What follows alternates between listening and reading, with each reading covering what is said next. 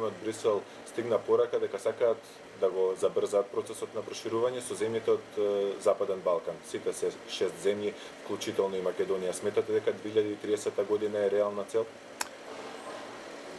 Theoretically, it could be. I will tell you, I was just in Budva at a conference. Miroslav Lajčák was there, former President Pahor was there. There was a Romanian who is the special envoy for the Balkans. I will tell you, what I heard them say personally, repeatedly, is that the war in Ukraine, Russia's unprovoked invasion of Ukraine, has really changed the thinking in Europe, including in France, which made a terrible mistake blocking this country back in 2019 after the Prespa agreement. So I'm told these EU officials really believe, they're saying this, that they really believe that there is a new understanding in Europe, in Brussels and in the capitals like Paris and others, that about enlargement, and that they recognize that this is crucial for Europe against this threat from Putin.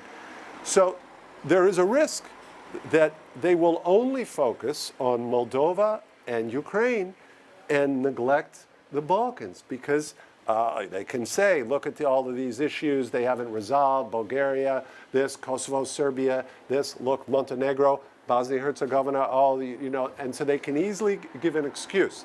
And that's why it is very important. In my view, 2030, I can't say that year necessarily, but I have to say that I do believe that there is a new, serious approach towards enlargement in the European Union that was not there before Putin invaded Ukraine. Ги споменавте билатералните предизвици што ги имаат земјите од регионот, меѓу нив и оне меѓу Косово и Србија. Во Скопје допатувавте од Приштина. Каква е вашата оценка за политичката и безбедносната состојба таму? Look, this is a proof. I think everyone has to wake up after this, what we saw in Banska on 24th of September. And by the way, I'm coming here just now from Kosovo. Yesterday, I was up in Banska. I went and visited right to the monastery myself. I talked with Serbs in the north. I met with officials in Pristina as well. Everyone has to wake up, including here in this country. This was extremely serious event for the entire region. This massive amount of ammunition. Between at least 30 to 40 heavily armed Serbs coming in there with all sorts of vehicles, military vehicles. This clearly had to be done with state support of Serbia. If they had managed to organize themselves, imagine how many people would have been killed. Maybe even KFOR soldiers, possibly US soldiers, would have been killed, would have been called in to come in between. A very serious event. We know what would happen, even in this case where one Albanian police. Here's the reality. This is the proof that Belgrade has hostile intentions towards Kosovo. So everyone has to wake up to that, no matter what we think. And this is not to say that Albin Kurti is free and is wonderful and has no responsibility. He also has his responsibility. But we cannot equate that with bringing in 30 and 40 guys with arms, weapons, grenades, killing a Kosovo police officer. What is this?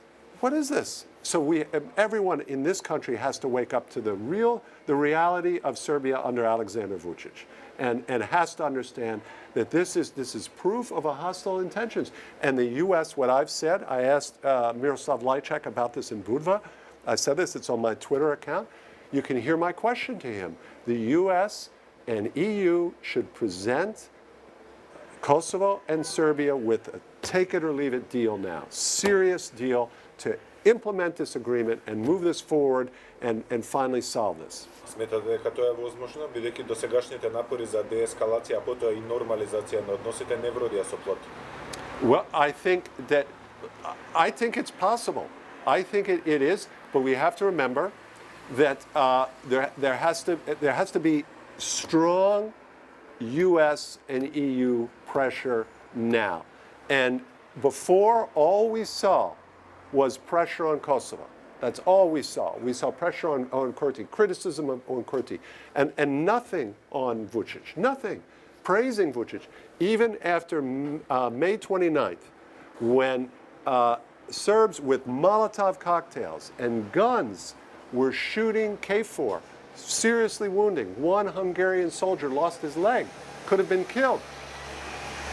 Even after that, all of the blame went to Kurti, and they were praising Vučić at the time. So it was no surprise. 2 weeks later, Serbia comes into Kosovo, which I believe, based on what I hear, Serbia comes in and kidnaps 3 Kosovo police, or does this event in September 24th in Ballkanit. This is the mistake. U.S. and EU have to be serious and get that to de-escalation, and yes, to have proper representation of Kosovo Serbs, so that they come back to Kosovo institutions, elect their mayors, have representatives there, and be accepted and integrated into Kosovo society and be respected as full citizens in Kosovo.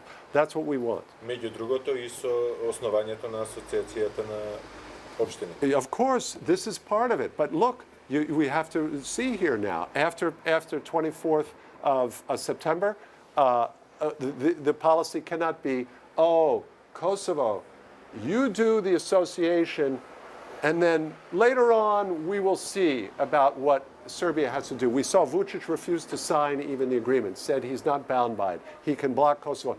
They vetoed Kosovo in Council of Europe, which is complete violation of that agreement. And let's remember, Council of Europe would benefit Kosovo Serbs. They could have access to European Court of Human Rights. It would be good for Kosovo Serbs. But I want to be very clear here to everyone. Aleksandar Vučić does not have the interest of Kosovo Serbs of what he wants. He has Aleksandar Vučić's interest. He likes to exploit Kosovo Serbs, not protect them.